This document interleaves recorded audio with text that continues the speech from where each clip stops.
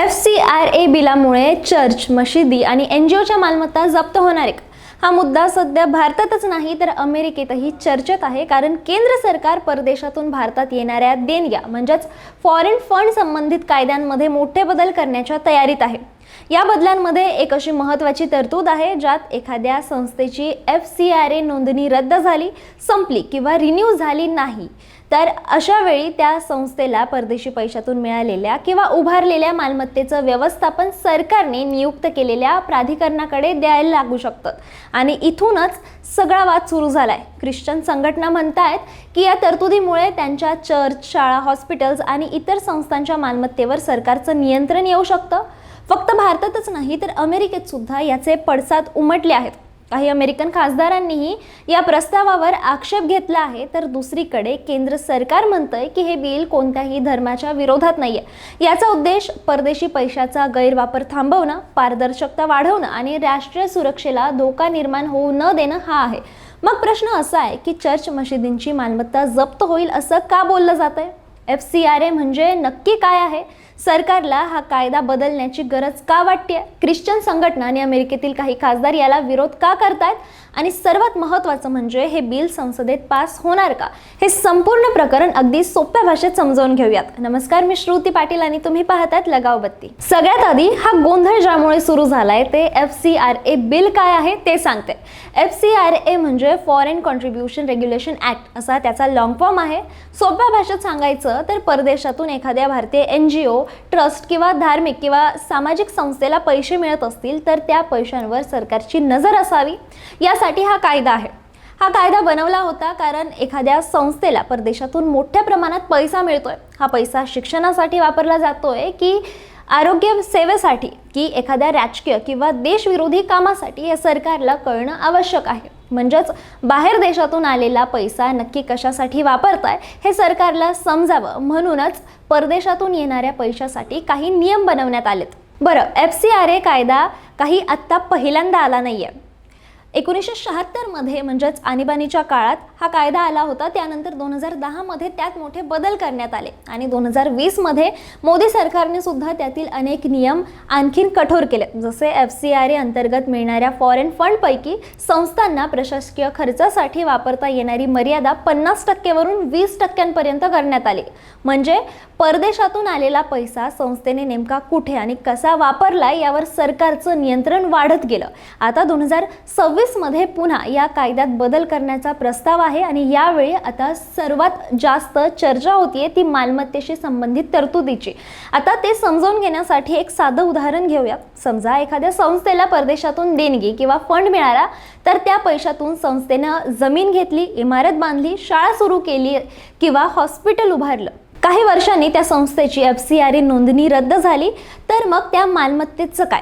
आतापर्यंत अशा परिस्थितीत मालमत्तेचं पुढे काय करायचं याबाबत स्पष्ट यंत्रणा नसल्याचा सरकारचा दावा आहे. आता जो बदल होणार आहे त्यामध्ये डेझिग्नेटेड अथॉरिटी म्हणजेच नामनिर्देश प्राधिकरणाकडे नेमण्याची तरतूद करण्यात आली आहे. एखाद्या संस्थेची FCRA नोंदणी रद्द झाली, संपली किंवा रिन्यू झाली नाही तर त्या मालमत्तेची सुरक्षा, व्यवस्थापन आणि देखभाल या प्राधिकरणाकडे जाऊ शकते. आणि इथेच गाडी अडली आहे. सरकारला एखाद्या संस्थेच्या मालमत्तेचं एवढं नियंत्रण देणं योग्य आहे का असं विरोधक म्हणतात. तर सरकारचा प्रश्न आहे की परदेशी पैशातून तयार झालेली मालमत्ता एखाद्या संस्थेची नोंदणीच संपल्यानंतर कोणाच्या नियंत्रणाखाली यायला हवी? या दोन प्रश्नांच्या मध्ये हा संपूर्ण वाद अडकलेला आहे. आता आणखीन एक महत्त्वाचा बदल यामध्ये आहे, तो म्हणजे FCRA अंतर्गत संस्थांना फॉरेन फंड नेमका कोणत्या कामासाठी आणि कोणत्या भागात वापरणार आहेत हे अधिक स्पष्टपणे सांगावं लागणार आहे. याआधी सामाजिक, धार्मिक अशा ढोबळमानाने तयार केलेल्या कॅटेगरीज होत्या. आता सरकारला या निधीचा वापर अधिक स्पष्टपणे नोंदवून घ्यायचा आहे. याशिवाय धार्मिक कामाशी संबंधित असलेल्या नियमांमध्ये सुद्धा बदल करण्यात आले आहेत. मंदिर बांधणं, धार्मिक शिक्षण किंवा धार्मिक कार्यक्रम यासारख्या काही गोष्टींना नियमांच्या चौकटीत परवानगी असली तर परदेशी पैशाचा वापर करून धर्मांतर करता येणार नाहीये. सरकारच्या मते या सगळ्या मागचा उद्देश कोणत्याही धर्माला लक्ष्य करणं नाहीये, तर परदेशी पैशांचा वापर कशासाठी होतोय यावर स्पष्ट नियंत्रण ठेवणं हा आहे. पण मग यामुळे ख्रिश्चन संघटना एवढ्या आक्रमक का आहेत? तर त्यांना मालमत्तेबाबत भीती आहे. देशातील अनेक ख्रिश्चन संस्था, शाळा, हॉस्पिटल, अनाथालय, वृद्धाश्रम आणि सामाजिक सेवा चालवतात. यापैकी काही संस्थांना परदेशातून देणग्या मिळतात. त्यामुळे एखाद्या संस्थेची FCRA नोंदणी एखाद्या कारणामुळे रद्द झाली, नूतनीकरणात अडचण आली किंवा परवानगी मिळाली नाही तर त्यांच्या वर्षानुवर्ष उभारलेल्या मालमत्तेवर सरकारने नियुक्त केलेल्या प्राधिकरणाचं नियंत्रण येऊ शकतं, अशी त्यांना भीती आहे. कॅथलिक बिप्स कॉर्पोरेशन ऑफ इंडियाने सुद्धा या तरतुदीवर चिंता व्यक्त केली आहे. त्यांचा मुद्दा असा आहे की कागदपत्रांमध्ये किंवा नियम पाळण्यात एखादी चूक झाली म्हणून एखाद्या संस्थेवर एवढी कठोर कारवाई होऊ नये.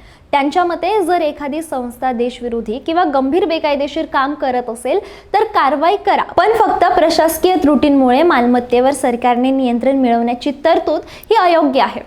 याच मुद्द्यावरून विरोधी पक्षाने सुद्धा सरकारवर टीका केली आहे. त्यांचा आरोप आहे की या कायद्याचा परिणाम अल्पसंख्याक संस्था आणि NGOवर जास्त होऊ शकतो. पण मात्र सरकारने हा आरोप फेटाळलाय. यानंतर गृहमंत्री अमित शहा यांनी ख्रिश्चन समुदायाच्या प्रतिनिधींशी भेट घेतल्याचं सुद्धा समोर आलं आहे. सरकारचा दावा आहे की हे बिल कोणत्याही धर्माच्या विरोधात नाहीये. ज्या संस्था नियमांचं पालन करतील त्यांना घाबरण्याचं कारण नाहीये. म्हणजेच सरकार याकडे नियमन आणि राष्ट्रीय सुरक्षेचा प्रश्न म्हणून पाहत आहे, तर विरोधक आणि काही धार्मिक संस्था याकडे संस्थेच्या स्वायत्ततेचा आणि मालमत्तेच्या अधिकाराचा प्रश्न म्हणून पाहत आहेत. हे सगळं सुरू आहे आपल्या भारतात. मग अमेरिकेत याचे काय आणि कसे पडसाद उमटलेत? अमेरिकेतील काही खासदारांनी या प्रस्तावित कायद्याबद्दल चिंता व्यक्त केली आहे. अमेरिकन खासदार रायल मूर यांनी तर हा प्रस्ताव ख्रिश्चन संस्थांसाठी थेट धोकादायक असल्याचा दावा केलाय. त्यांच्या मते या कायद्यामुळे भारतातील चर्च आणि धार्मिक संस्थांच्या मालमत्तावर सरकारला अधिक नियंत्रण मिळू शकतं. त्यांनी भारत-अमेरिका संबंधांवर सुद्धा याचा परिणाम होऊ शकतो असा इशारा दिलाय. हे त्यांचं वैयक्तिक मत आहे.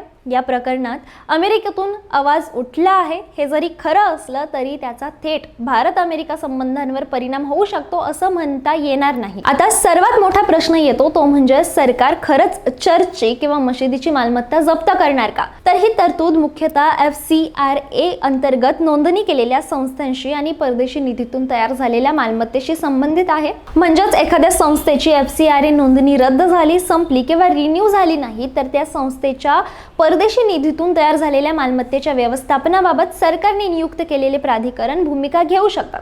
त्यामुळे देशातील सर्व चर्च मशिदींची मालमत्ता सरकार जप्त करणार असं नाहीये, पण त्याच वेळेला मालमत्तेच्या व्यवस्थापनाबाबत सरकारला मिळणारे अधिकार नेमके किती व्यापक असणार आहेत यावरच हे विधेयकाचा खरा परिणाम अवलंबून असणार आहे. आता आणखीन एक महत्त्वाचा मुद्दा आहे. प्रस्तावित विधेयकात प्रार्थना किंवा पूजा स्थळ म्हणून वापरल्या जाणाऱ्या वस्तूंचे धार्मिक स्वरूप कायम ठेवण्याची जबाबदारी प्राधिकरणावर असल्याचं सांगितलं जात आहे. म्हणजेच एखादी मालमत्ता धार्मिक स्थळ म्हणून वापरली जात असेल तर तिचं धार्मिक स्वरूप बदलण्याचा उद्देश या तरतुदीचा नाहीये असं सरकारचं म्हणणं आहे. पण आता प्रत्यक्षात ही तरतूद कशी लागू केली जाईल? एखाद्या संस्थेची नोंदणी का रद्द झाली आहे?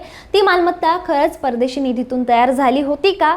त्या संस्थेला आपली बाजू मांडण्याची किती संधी मिळेल? आणि सरकारने नियुक्त केलेल्या प्राधिकरणांच्या निर्णयाविरोधात अपील करण्याची प्रक्रिया कशी असणार आहे? हे प्रश्न या कायद्याच्या अंमलबजावणीमध्ये अत्यंत महत्त्वाचे ठरणार आहेत. आणि आता शेवटचा आणि सर्वात महत्त्वाचा मुद्दा, हे FCRA सुधारणा विधेयक संसदेत पास होणार का? तर हे सामान्य विधेयक आहे, त्यामुळे घटना दुरुस्तीप्रमाणे 2/3 बहुमताची याला गरज नाहीये. सध्या बहुमताने हे विधेयक मंजूर होऊ शकतं. सरकारकडे लोकसभेत आणि राज्यसभेत संख्याबळ असल्यामुळे केवळ आकड्यांचा प्रश्न पाहिला तर सरकारसाठी हे विधेयक मंजूर करणं शक्य आहे. पण राजकारणात फक्त आकडे महत्त्वाचे नसतात. समर्थन कुठून मिळतंय, कोणत्या मुद्द्यावर मिळतंय आणि त्या बदल्यात काय अपेक्षा आहेत हे सुद्धा महत्त्वाचं असतं.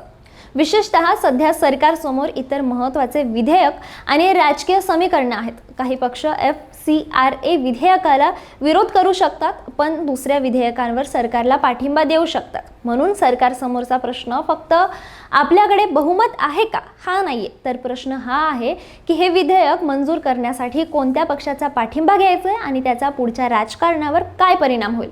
आणि म्हणूनच FCRA बिलाची ही संपूर्ण प्रक्रिया वेगवेगळ्या बाजूंनी पाहावी लागते. एका बाजूला सरकार आहे जे म्हणतंय की परदेशातून येणाऱ्या पैशांवर नियंत्रण असणं हे आवश्यक आहे. पारदर्शकता आणि राष्ट्रीय सुरक्षा ही महत्त्वाची आहे. तर दुसऱ्या बाजूला NGO, धार्मिक संस्था या आहेत. त्यांना भीती आहे की नियमांचा चुकीचा वापर झाला तर वर्षानुवर्षे उभारलेल्या संस्था आणि मालमत्तेवर परिणाम होईल. आणि तिसऱ्या बाजूला आहे आंतरराष्ट्रीय प्रतिक्रिया. अमेरिकेतील काही खासदारांनी यावर चिंता व्यक्त केली आहे. त्यामुळे हा प्रश्न आहे की परदेशी पैसा भारतात आला तर त्यावर सरकारचं नियंत्रण किती असावं? एखाद्या संस्थेची नोंदणी रद्द झाली तर तिच्या मालमत्तेचं काय होईल? राष्ट्रीय सुरक्षेच्या नावाखाली सरकारला किती अधिकार द्यायचे आणि त्याच वेळी नियमांचा वापर करताना धार्मिक आणि सामाजिक संस्थांच्या स्वायत्ततेचं संरक्षण कसं करायचं? याच प्रश्नावर FCRA सुधारणा विधेयकाची खरी परीक्षा होणार आहे आणि म्हणूनच पुढे संसदेत होणारी चर्चा महत्त्वाची ठरणार आहे. त्यामुळे कायदा नेमका काय म्हणतोय, सरकारला किती अधिकार मिळत आहेत आणि त्याचा प्रत्यक्षात परिणाम कोणावर होतोय हे समजून घेणं जास्त महत्त्वाचं आहे. तुम्हाला काय वाटतं?